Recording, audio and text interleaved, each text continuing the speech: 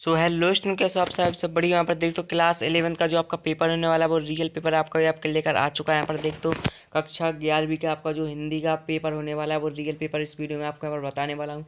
अभी तक चैनल को सब्सक्राइब नहीं किया तो सब्सक्राइब कर लीजिए। यहाँ पर देख तो कक्षा 11वीं का आपका हिंदी का जो पेपर होने वाला है, समय आपका 3 घंटे का होने वाला है। टोटल क्वेश्चन आपके यहाँ पर 23 आपके यहाँ पर आने वाले हैं। मैक्सिमम मार्क्स आपका यहाँ पर 80 नंबर का आपका पेपर होने वाला है। तो इस वीडियो में आपको पूरा फुल सॉल्यूशन के साथ आपको यहाँ पर बताने वाले हैं। तो अभी तक चैनल को सब्सक्राइब नहीं किया तो सब्सक्राइब कर लीजिए, और टेलीग्राम चैनल को ज्वाइन नहीं किया तो लिंक डिस्क्रिप्शन में जाकर ज्वाइन कर लीजिए। जो आपको जो भी इन्फॉर्मेशन आती है वो सबसे पहले आपको टेलीग्राम चैनल अपलोड कर दी जाती है। तो फटाक से और टेलीग्राम चैनल की लिंक डिस्क्रिप्शन में जाकर ज्वाइन कर लीजिए। चलते वीडियो स्टार्ट करते हैं। सो दोस्तों, आपको यहाँ पर सबसे पहले रोल नंबर फिलिप करना है। कक्षा 11वीं का जो वार्षिक पेपर होने वाला है वो इस वीडियो में फुल सोल्यूशन के साथ आपको यहाँ पर कराने वाला हूँ। जो कोड वगैरह वो यहाँ पर मैच कर लीजिए। चलते वीडियो स्टार्ट करते हैं। सो क्वेश्चन नंबर 1 आपका यहाँ पर सही विकल्प दिए गए हैं। तो सबसे पहले आपको निर्देश वगैरह आपको पढ़ना है। क्लास 9 से क्लास 12 के बीच जिस विषय का आपका पेपर चाहिए एक बार कमेंट करके बता देना। चलते वीडियो स्टार्ट कर। सो आपका जो पेपर है वो आपका यहाँ पर 6 नंबर में आपके यहाँ पर देख तो ऑब्जेक्ट आपको यहाँ पर दिए गए हैं वो यहाँ पर देख लीजिए। सही विकल्प चुनकर आपको यहाँ पर लिखना है। तो मीराबाई ने बेली कौन सी बेली बोई थी, तो आपको पता होगा प्रेम की। इसके बाद गजल में लिखे जाने वाले हर दो मिसरे के समूह को क्या कहते हैं, तो मिसरा कहते हैं। तो आपको पूरा रियल पेपर मैं बता रहा हूँ जो आपको यहाँ पर दोपहर 2 बजे आपको देखने के लिए मिलेगा परीक्षा हॉल में। तो आपको पूरा यही पेपर आपको यहाँ पर देख लेना है। अगर आपको 80 में से 80 मार्क्स चाहिए तो पूरा वीडियो एंड तक लिखना। और टेलीग्राम चैनल को ज्वाइन नहीं किया तो लिंक डिस्क्रिप्शन में जाकर ज्वाइन कर लीजिए, क्योंकि जो भी इन्फॉर्मेशन आती है वो सबसे पहले आपको टेलीग्राम चैनल में अपलोड कर दी जाती है। तो फटाक से और टेलीग्राम चैनल को ज्वाइन कर लीजिए। इसके बाद देख लेते हैं क्वेश्चन नंबर 3 है।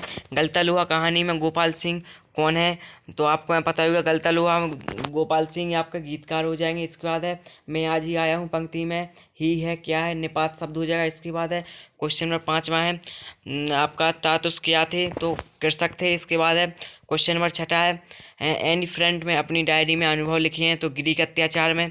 इसके बाद देख लेते हैं नेक्स्ट क्वेश्चन जो आपका क्वेश्चन नंबर 2 है वो आपका यहाँ पर रिक्त स्थानों की आपको यहाँ पर पूर्ति करना है। आप वो यहाँ पर देख लीजिए। तो इस वीडियो में आपको यहाँ पर बताने वाले हैं। तो अभी तक चैनल को सब्सक्राइब नहीं किया तो सब्सक्राइब कर लीजिए। इसके बाद दूसरा क्वेश्चन तो दूसरे क्वेश्चन में रिक्त स्थानों की आपको पूर्ति करना है। तो पहला रिक्त स्थान है घर की याद, कविता इन डॉट डॉट ऋतु में लिखी गई है, तो ग्रीष्म ऋतु हो जाएगा। दूसरा रीतिकाल का प्रमुख रस क्या है, तो आपका श्रृंगार हो जाएगा। इसके बाद है तीसरा क्वेश्चन आपका दिए गया है कामायनी जयशंकर प्रसाद का प्रमुख इन डॉट डॉट है, तो क्या है महाकाव्य है। इसके बाद है मियाँ नसीरुद्दीन इन डॉट डॉट की मसीहत है, तो आपको पता होगा नानमाइयों की मसीहत है। इसके बाद 5वां सरकारी कामकाज की भाषा को क्या कहते हैं, तो आपको पता होगा राजभाषा कहते हैं। इसके बाद देख लेते हैं क्वेश्चन नंबर 6 है इन डॉट डॉट काल कलाओं के स्वर्ण युग कहा जाता है, तो गुप्त काल को स्वर्ण युग कहा जाता है। इसके बाद क्वेश्चन नंबर 3 है जिसमें आपको यहाँ पर सही जोड़ी आपको बनाकर लिखना है। वो यहाँ पर देख लेते हैं जो आपकी सही जोड़ी है वो आपके यहाँ पर 6 नंबर में आपके यहाँ पर आने वाली, तो यहाँ पर वो देख लेते हैं। तो पहला है आपका कविता की गांधी, तो कविता की गांधी। दूसरा है गजल की पंक्ति। तीसरा है मेरी कहानी। चौथा है ध्वनि के समूह को। 5वां है छाओ। और 6वां है समय का तकाजा। तो इसमें आपको यहाँ पर इस तरीके से आपको मिलान करना है। कविता की गांधी आपका क्या हो जाएगा, आपके यहाँ पर कविता की गांधी आत्मकथा हो जाएगा। गजल की पंक्तियाँ आपके यहाँ पर क्या हो जाएगा, गजल की पंक्तियाँ मैत्रीवा हो जाएगा। मेरी कहानी आपका क्या हो जाएगा, मेरी कहानी आपका उर्दू साहित्य विधा हो जाएगा। ध्वनि के समूह को क्या कहते हैं, ध्वनि के समूह क्या कहते हैं, आपको पता ही होगा। ध्वनि के समूह को भाषा कहते हैं। छाओ आपका यहाँ पर आसाम हो जाएगा। और समय का तकाजा आपका यहाँ पर रिमाइंडर, तो इसके द्वारा आपकी लिखी गई है। तो इस तरीके से सही जोड़ी आपको यहाँ पर मैच कर लेने हैं। इसके बाद देख लेते हैं क्वेश्चन नंबर जो आपका 4 है वो यहाँ पर देख लेते हैं। सो क्वेश्चन नंबर 4 है जिसमें आपको एक शब्द एक वाक्य में आपको उत्तर दिए गए हैं। वो आपके यहाँ पर 6 नंबर में आपके दिए गए हैं। तो पहला क्वेश्चन है कौन सी दिशा सबसे खतरनाक होती है। दूसरा है प्रसाद गुण का उदाहरण आपको लिखना है। तीसरा है हिंदी का प्रथम मौलिक उपन्यास कौन सा है। चौथा है सीधे मुँह बात न कहना मुहावरे का अर्थ लिखिए। एलोरा की गुफाएं कब तैयार की गई हैं। और 6वां क्वेश्चन है भारत की पहली मूल फिल्म कौन सी थी। इसके बाद है 5वां है सत्ता सत्ता आपको यहाँ पर दिए गए हैं वो यहाँ पर देखना है। तो पहला क्वेश्चन आप यहाँ पर देख लीजिए। 6 नंबर में आपके सत्ता सत्ता आने वाले हैं वो यहाँ पर देख लीजिए। पहला क्वेश्चन है पास पंजाबी साहित्य के कवि हैं, तो पास पंजाबी साहित्य के कवि हैं। इसके बाद तुम बरस लो बे ना बरसे में यमक अलंकार है। तो इस तरीके से आपको यहाँ पर सत्ता सत्य लिखना है। तो पहला सत्य है, दूसरा सत्य है, तीसरा आपका असत्य हो जाएगा, चौथा भी असत्य है, और 5वां सत्य और 6वां असत्य है। तो इस तरीके से सत्य सत्य आपको यहाँ पर नोट कर लेना है। इसके बाद देख लेते हैं क्वेश्चन नंबर 6 जो आपके यहाँ पर दो दो नंबर के क्वेश्चन आने वाले हैं, वो यहाँ पर देख लेते हैं। तो पहला क्वेश्चन है छायावादी या रीतिकाल की विशेषताएं लिखिए। इसके बाद अथवा में दिया गया है प्रकृतिवादी कविता की दो विशेषताएं आपको यहाँ पर लिखना है।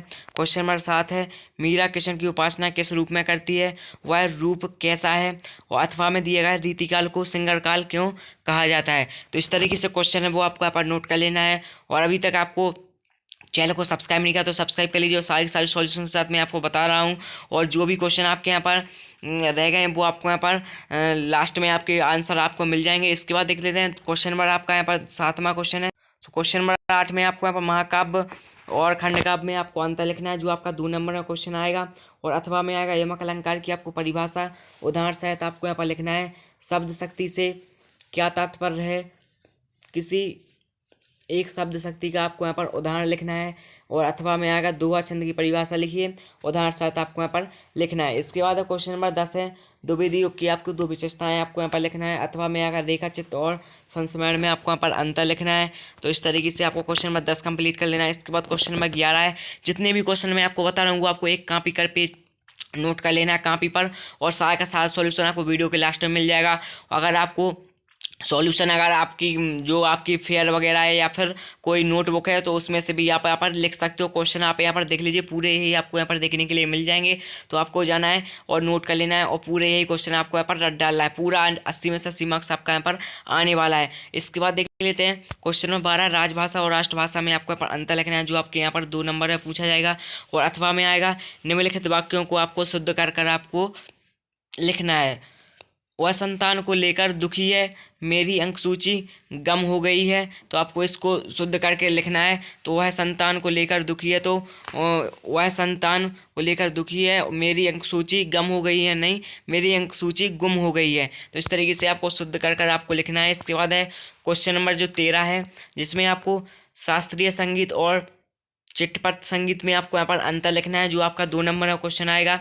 इसके बाद अथवा आएगा आपका तात उसने बेरी हालदार को पेन और कॉपी देकर क्या कहा था। इसके बाद क्वेश्चन नंबर 14 है विज्ञापन लेखन में किन किन बातों का ध्यान रखना आवश्यक होता है, जो आपका 2 नंबर का क्वेश्चन आपका आने वाला है। और युद्ध शब्द युग्म किसे कहते हैं या कितने प्रकार के होते हैं, उदाहरण सहित आपको लिखना है। तो इस तरीके से क्वेश्चन नंबर 14 तक आपको कंप्लीट कर लेना है। इसके बाद देख लेते हैं 15वां क्वेश्चन।